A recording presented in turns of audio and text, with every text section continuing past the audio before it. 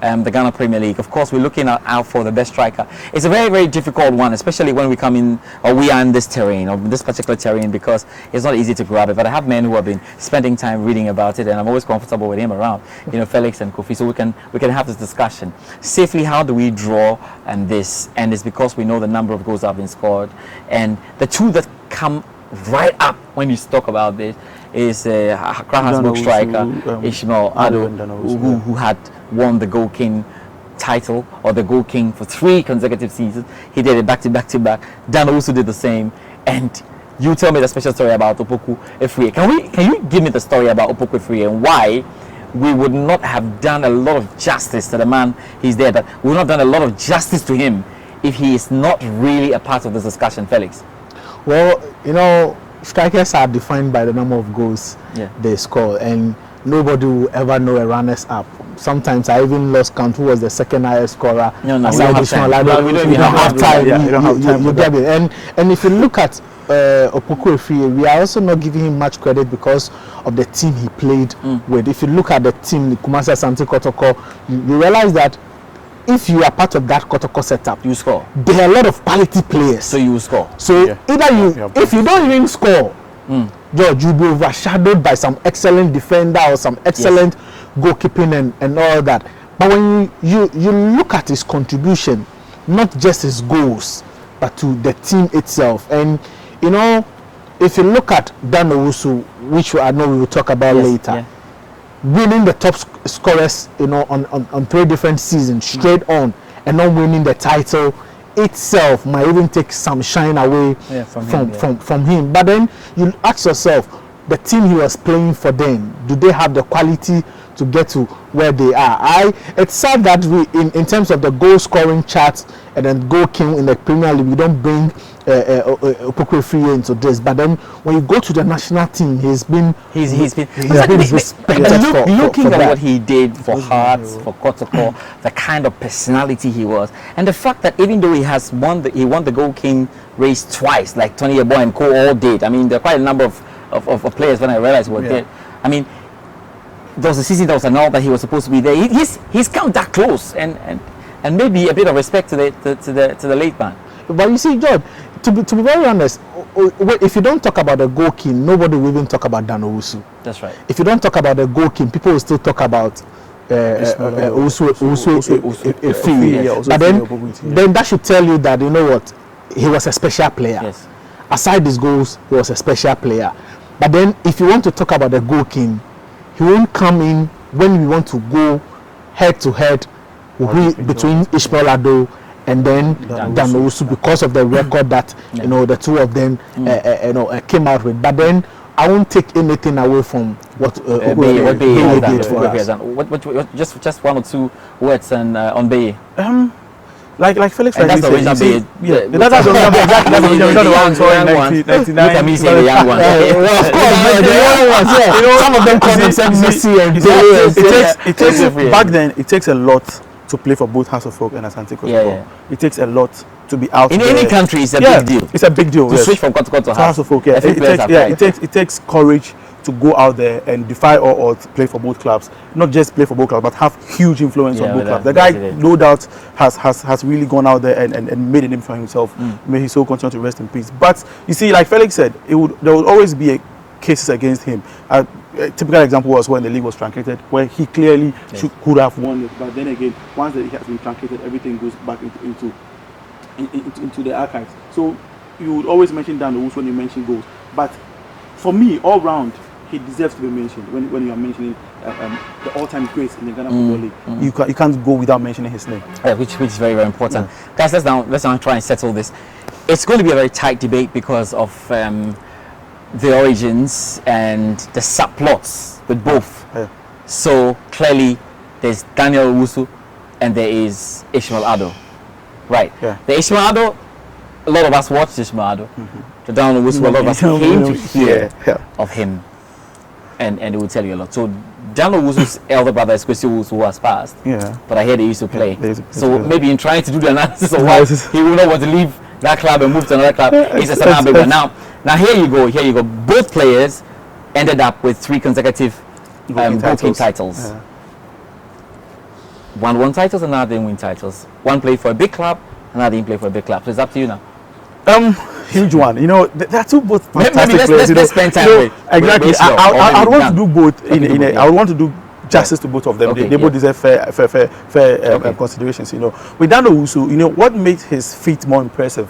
The 74, 75, 76. You know, is that he didn't win the league in any of the seasons. You can make a case of he playing with not two very good players, but it shows how good he was to play in a Bofoakwa Tano team and win goalkeeping titles by glorious goalkeeping titles and not win the league. It's huge. It's a huge feat. He went on to BA United. And he did great things there. He didn't win a goalkeeping with BA United, but he scored a lot of goals there also before moving to Asante Kotoko.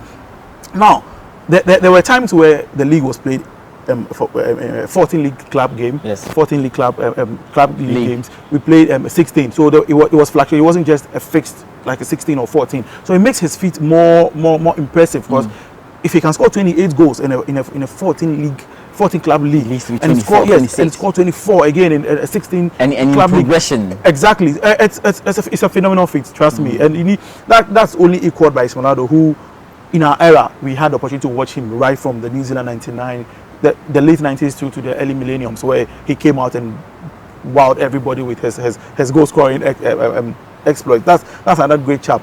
You look at the teams he played with the likes of Osei Kufuor, the likes of Charles Alute, the Emmanuel Jogos, who were there consistently to help him get to where he wanted. You can't take anything away from him. Yes, he was a real goal poacher, but he was aided by the able men he had flanking him. Osei Kufuor on any day was a handful of anybody, any defender on its own. Classic example was that game against Experience in Tunis, where both of them showed that yes, they played for each other.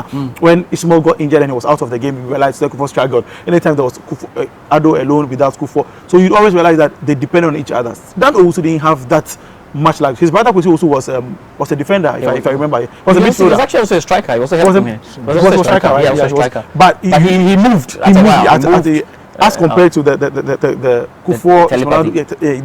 So Ishmael had everything working for him. If you move to the under 17 team in New Zealand, he had the likes of Nathaniel Lamte, the great players around him also. So you feel that he had help? He had help. You must be scoring for Ishmael Addo. You know, and he had no business missing certain chances. Yes, you know that I can close my eyes and find Ishmael here and he will bury the goals, and he does that with aplomb, no two ways about that. But Dan Owusu, at that time, they had to dig deep. They had to do it on their own, and that was just phenomenal for me. I'll come to you who you decide on. Let me look at what your perspective is with the two strikers and what they've done. Well, George, if you look at Ghana, the Born Ahafo region always have talent. You talk about, not a big club. Kotoko and Hearts of Oak were big clubs then, but you can't take away anything from Tano Bofoakwa. Yeah. They were a very strong team. They were a very, very strong team. And it wasn't that Dan Owusu was just scoring the goals and Bofoakwa were doing nothing. In the 1974 season, when he won the first Goal King, Great Olympics then won the league title. Bofoakwa finished third on the log behind Accra Hearts of Oak. And that should tell you that the points difference was even, I think, about 4 or 5 points. And if you take away Dan Owusu's goals, you might not even know where Tano Bofoakwa would have finished the season. And then the following season, when he scored, when he won the Goal King again, the 24 goals at that time, Tano Bofoakwa then again finished third on the league log, behind Kumasi Asante Kotoko and Accra Hearts of Oak. So at that time, when you mention the top 3 teams in the country at that time, from the 17, he was there, and Tano Bofoakwa was there because of Dan Owusu. He was getting them the goals. And if you read further, I learned there was a lot of controversies of whether they wanted to go to Kumasi Asante Kotoko or Hearts of Oak, because they realized that, you know what, when you get to Bofoakwa, always Kotoko has, if they are losing games, it has to be through Dan Owusu's. So the best thing to clip off Tano Bofoakwa's charge on league title and Bordering House and Kotoko was to take him out of the team. But you see, those times, traditionally, when you are born from the Born Ahafo region,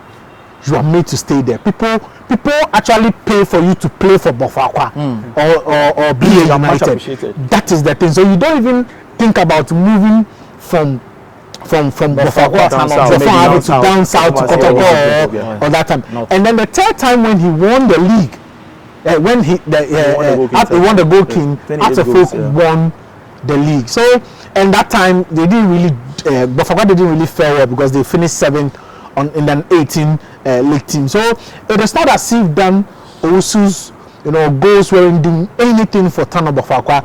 They were pushing them. They were getting into FA Cups, semi-finals. They was pushing them, charging for the title. Finals, they lost to Olympics and all that. You understand? And at that time, Great Olympics had one of the finest teams in the league. So he was a very fine chap. We are not lucky enough to have watched clips about him. How lethal he was. I think last 2 years I watched him grant an interview and he said, you know what? There are a lot of things our current strikers are not doing. They are not thinking, they are not being fast enough before he even gets the ball. Anytime he's on the pitch, you watch the goalpost and the goalkeeper more than anything. So whenever the ball comes to him, he already knows what he wants to do with the ball. If you look at Ishmael Addo, we've had the opportunity of exposure. So most of us watch the Ghana Premier League and that time. And let's be very honest.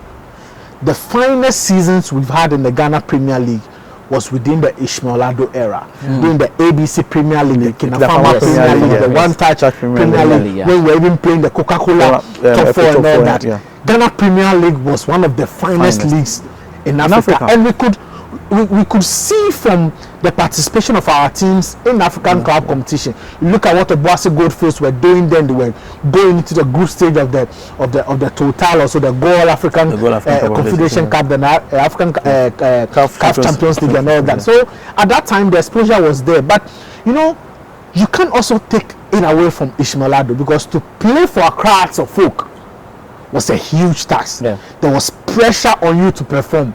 And Hearts of Oak at that time had one of the finest teams a Premier League team would have.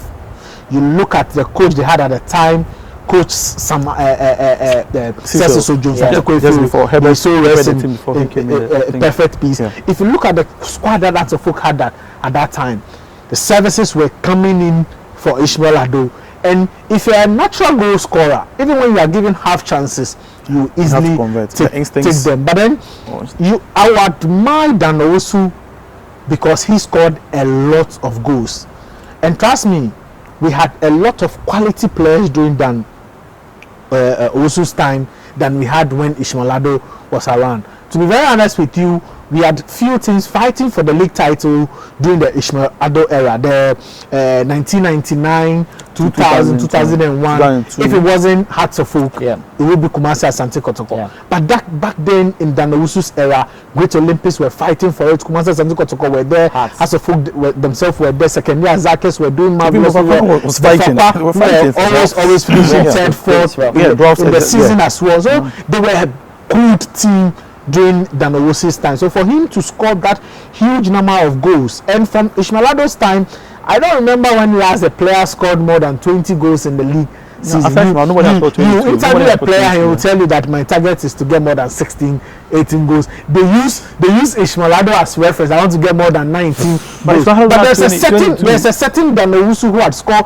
28 goals, 26 goals in the league season, and some of the goals that he scored were 14 teams. So I said that for me, and being a Hearts of Oak fan and watching a lot of Ishmael Addo, I would say I'll be biased in picking Ishmael Addo. But from what I have read and from the from the things that Daniel Owusu did with Tano Bofoakwa, if I had to choose the finest striker that had played in the Ghana Premier League, I'll surely go for Daniel Owusu, because he was a one-man team. He was when you mentioned Dan Owusu, you mentioned Bofoakwa. He was Bofoakwa. The fact that Dan is alive and he's been granted interviews. Just a quick one on that. So your choices. See, you'd be tempted to go with your era, because like Dan Owusu's era, we didn't have any much videos to watch about him. Most of them were books we've read and stories we've been told by our elders who have watched the game. But with the likes of Ishmael, we've had the chance of watching, even with Joe Famille era, when we watched throughout those memories. So I would always be biased to say that yes, I'll go for Ishmael Addo.